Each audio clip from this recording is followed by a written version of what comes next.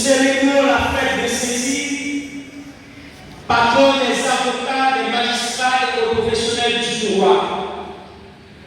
Permettez-moi, en ma qualité de bâtonnier de l'ordre des avocats légaux, de vous adresser ces quelques mots de réflexion, d'espérance et de fraternité.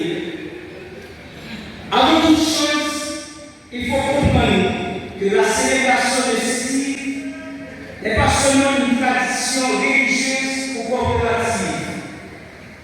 Elle constitue surtout un moment de prise de conscience, un appel profond à réaliser les valeurs fondamentales de notre mission qu'est la profession d'avocat.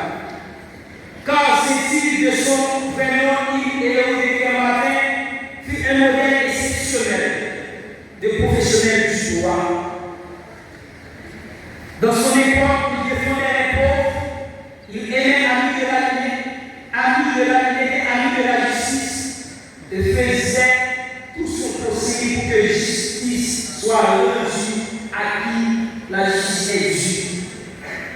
Cette quête de justice, il l'exerçait avec honnêteté, humilité, sagesse et compassion. Il réfugiait l'injustice, combattait la corruption et faisait de la vérité le socle de sa mission. Voilà pourquoi, aujourd'hui encore, plusieurs siècles après sa mort, Cécile demeure une lumière pour tous ceux qui embrassent la carrière juridique.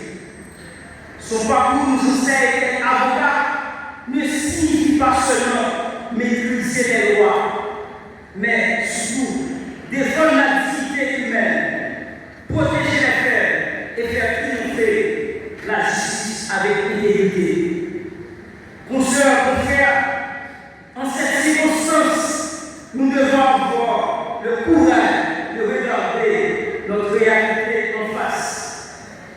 En Haïti, il a été constaté que les avocats ont parfois tendance, les divisions éternelles, les querelles inutiles, l'hypocrisie, l'individualisme et le manque de solidarité fragilisent notre conflit et éternisent l'image de notre profession auprès des justiciables.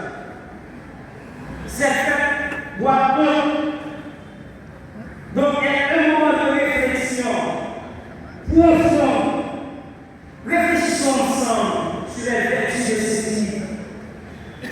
La droiture, la solidarité, l'éthique, la fraternité et le sens élevé du devoir. Faisons de Cécile le modèle de notre comportement professionnel afin que les citoyens retrouvent confiance en leur avocat dans la justice de leur pays. Sachez alors que le droit n'est pas seulement une profession, c'est une mission.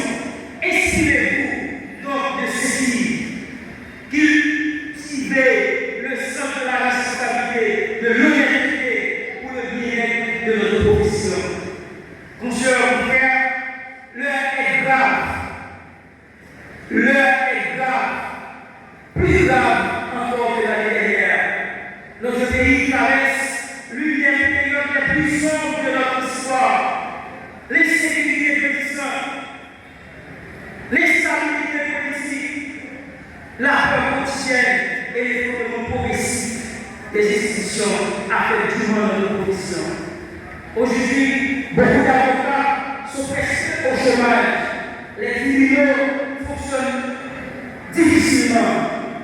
Il n'existe ni stabilité ni quiétude d'esprit permettant d'exercer sereinement ce métier que nous avons pourtant choisi avec passion et conviction.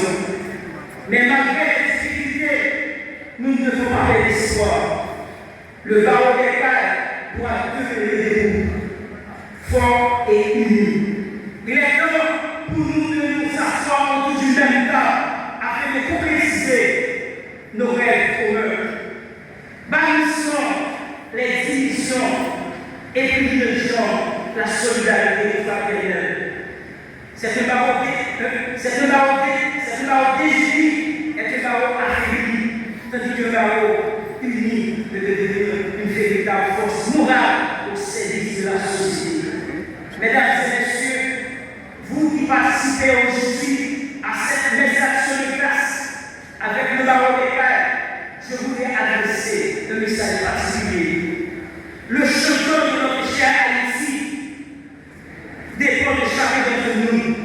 Arrêtez de rejeter la faute sur un groupe car nous avons tous d'une même manière, même pas notre passivité aux crises actuelles, contribue à ce chaos sans précédent.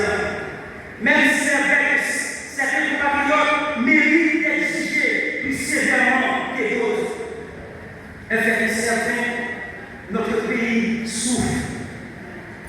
Notre pays sombre, mourir sous le poids de l'Église. Mais c'est à nous, jeunes et les jeunes, de sortir Haïti de cet enfer. Autrement, nous allons tous sauver.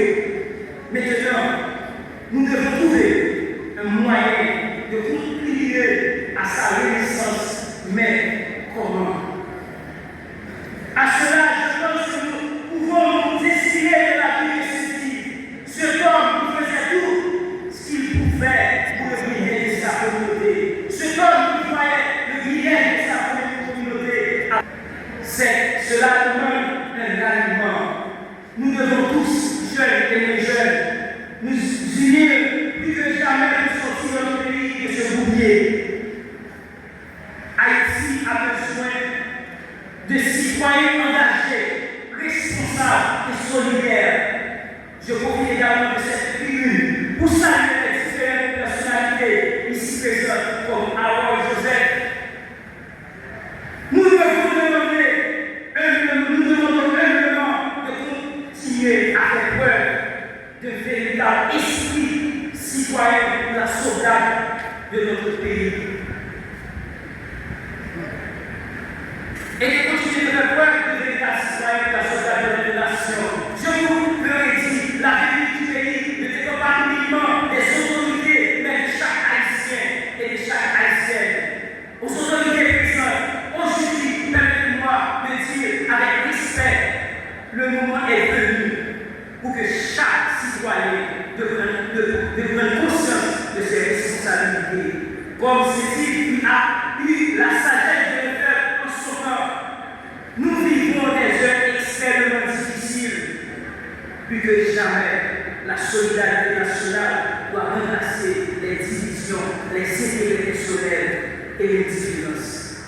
Consoeurs et confrères du barreau des Cailles, nous refusons de perdre espoir dans cette longue profession, malgré les épreuves, malgré les aléas et malgré les difficultés auxquelles nous faisons face au quotidien. Restons fermes, inébranlables et solidaires afin de résister aux assauts de cette société en crise. Permettez-moi de terminer avec quelques citations inspirantes. La justice, on a dit ça, la justice c'est l'éducation. Là où est l'unité, l'espérance où elle est.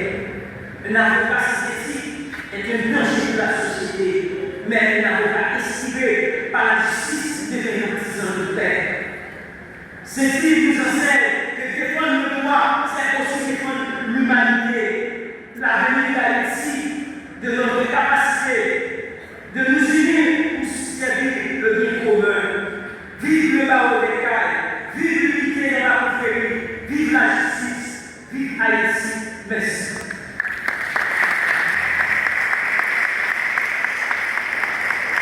Comme c'est dit, il y a la chose de le faire.